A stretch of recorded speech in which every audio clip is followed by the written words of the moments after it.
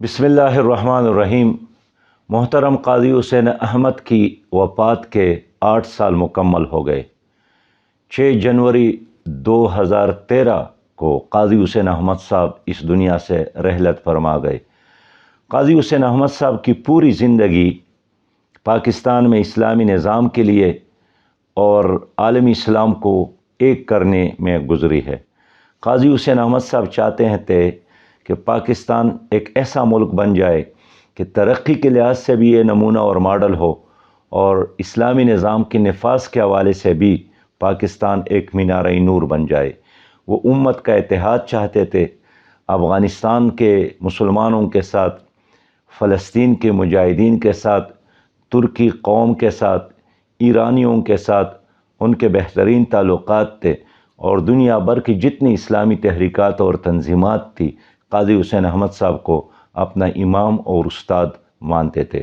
ان کی وفات سے نہ صرف جماعت اسلامی پاکستان ایک بہترین قائد اور رہبر سے محروم ہو گئی ہے، بلکہ پاکستان بھی ایک ایسے رہنما سے محروم ہو گیا جو پاکستان کو ترقی کی طرف لے جانا چاہتا تھا۔ قاضی صاحب انسانوں سے محبت کرنے والے انسان تھے، خاص کر بچوں پر شفقت اور خواتین کی تعلیم کا وہ بہت بڑے علمبردار تھے۔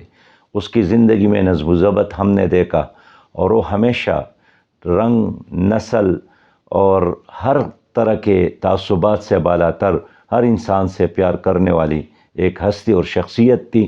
اللہ رب کریم اس کو جنت الفردوس عطا فرمائے، اور ان سے پیار اور محبت یہی ہے کہ ہم سب مل کر پاکستان کو اسلامی نظام کا، امن اور ترقی کا گہوارہ بنا دے۔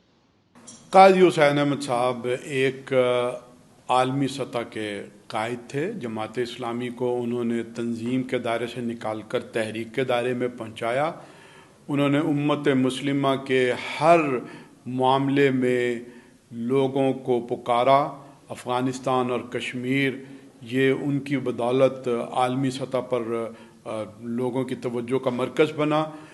اس کے علاوہ انہوں نے باہمی اتحاد اور یکجہتی کے لیے پورے دنیا کے دورے کیے، امت مسلمہ کو ایک لڑی میں پرونے کی بات کی، جماعت اسلامی کی دعوت کو مختلف شعبہ زندگی تک پہنچایا۔ قومی سطح کے اوپر انہوں نے ہر معاملے میں جو اس ملک کو ترقی اور خوشحالی کی طرف لے کر جا سکتا تھا اس پر آواز بلند کی، جدوجہد کی۔